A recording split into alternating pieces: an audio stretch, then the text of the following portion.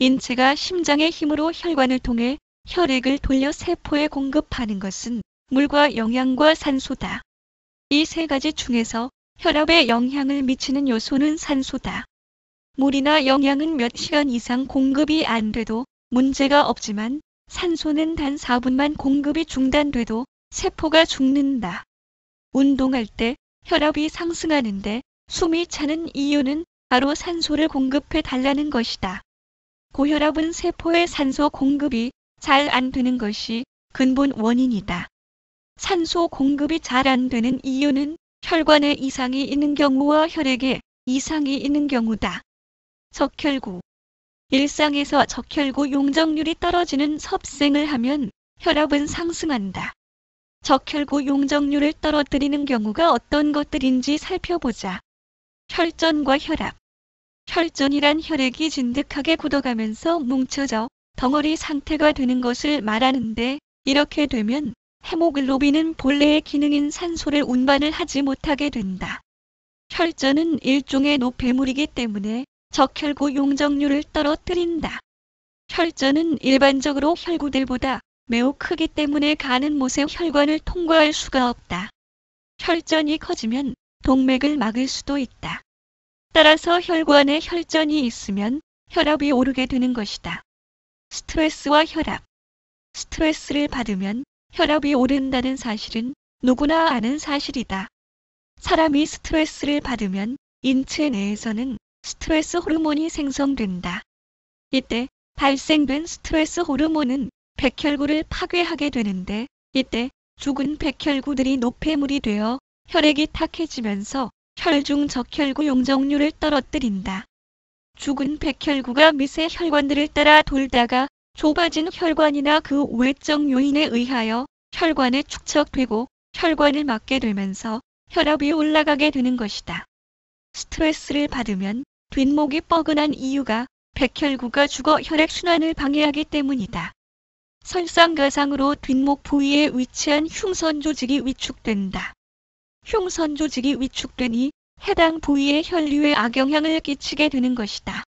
그러면 심장에서 산소 공급을 원활히 하기 위해 압력을 높이게 되는 것이다. 즉 고혈압이 되는 것이다. 실제로 아무리 건강하고 정상 혈압을 가진 사람이라도 스트레스를 받은 후 혈압을 재보면 200 가까이 올라갈 수가 있다.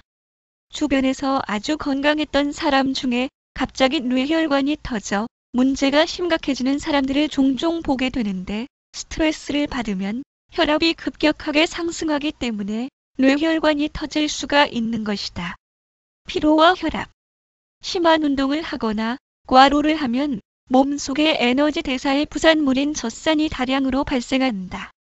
젖산은 활성산소의 일종인데, 활성산소는 노폐물로 혈액 내에 적혈구 용적률을 떨어뜨린다. 젖산 또한 못의 혈관을 막는 역할을 한다. 과로로 인해 피가 탁해지면 못의 혈관이 막히는 것이다. 못의 혈관이 막히면 산소 공급이 원활치 못하게 된다.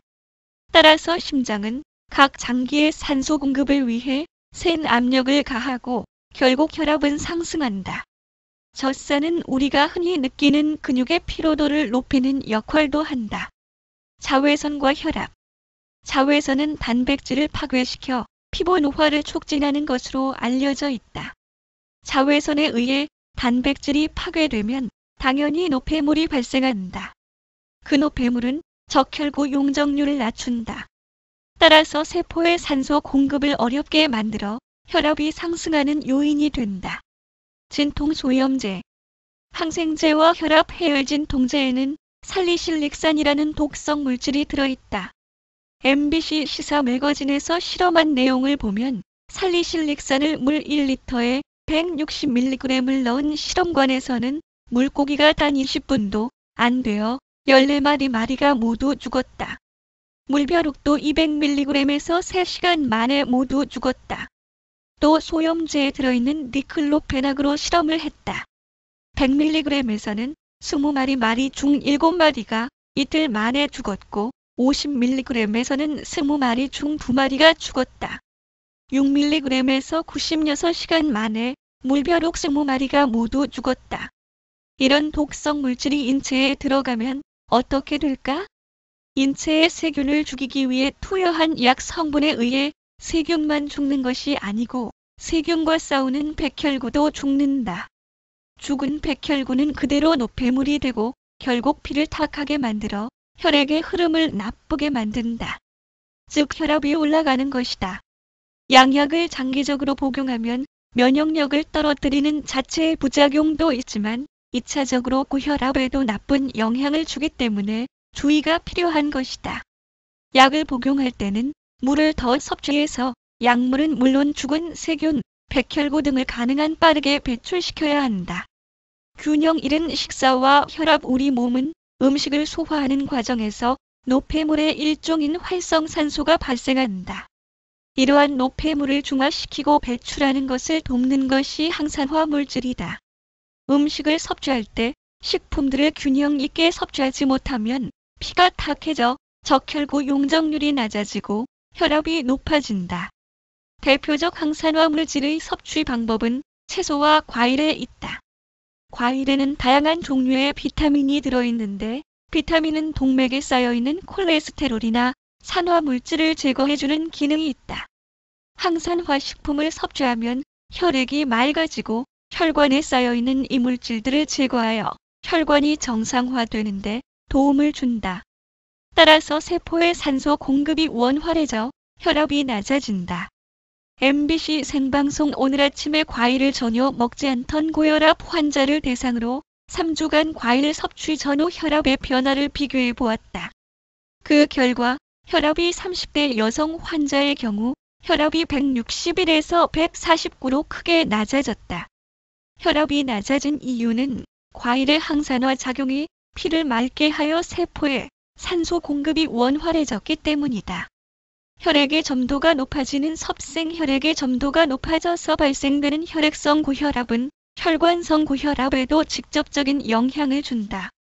혈액의 점도가 높으면 그 자체로 산소 운반이 어렵지만 이 물질들이 혈관에 달라붙어 죽종이나 혈전이 될 가능성이 높아져 2차적으로 혈관성 고혈압을 유발한다. 따라서 혈액의 점도를 높이는 섭생은 지양해야 한다. 콜레스테롤과 혈액. 돼지고기, 소고기, 닭고기와 같은 동물성 지방으로 대표되는 포화지방산을 섭취하게 되면 인체의 콜레스테롤이 증가한다. 포화지방산은 점도가 매우 높다. 또 일정 온도 이하로 내려가면 고체 상태가 된다. 콜레스테롤의 높은 점성이 혈관에 침착되거나 막히는 경우가 발생될 수 있다.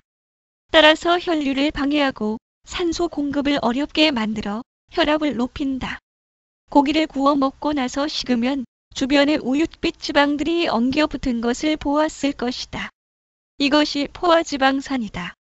소고기에 가장 많고 돼지고기, 닭고기 등에도 많이 들어있다. 그래서 포화지방을 많이 섭취하면 젊은 나이에도 고혈압이 되는 경우가 많다. 오늘의 팁. 균형 잡힌 섭생을 한다. 고른 영양의 섭취는 혈관을 건강하게 만든다. 체내 산소 포화도를 높인다. 체내 산소 포화도가 높으면 혈류의 흐름과 세포 재생력이 높아진다. 강한 운동보다는 스트레칭과 적절한 유산소 운동을 한다. 체내 산소 포화도를 높이고 근육과 혈관을 부드럽게 한다. 고지방 섭생을 조절한다. 식도락은 삶의 즐거움이다. 먹지 말라가 아니고 내 몸이 분해할 수 있는 만큼만 섭취하자. 약물에 대한 의존도를 줄이자. 모든 섭생하는 물질은 독성을 가지고 있다. 물론 약은 더 많은 독성으로 이루어져 있다. 모든 독이 나쁜 건 아니다. 좋은 독이란 분해될 때 내 몸에 부담을 주지 않는 독을 말한다. 내 몸이 받아들일 만큼만 섭취하자. 체온을 높이자. 체온을 1에서 2도만 높여도 체내 대사가 활발해져 대사질환이 사라진다. 물을 많이 마시자. 가능하면 찬물보다는 따뜻한 미온수가 좋다. 몸의 긴장을 풀어주고 체온을 올리는데 효과가 좋다. 그리고 몸속 독성 물질 배출을 도와준다.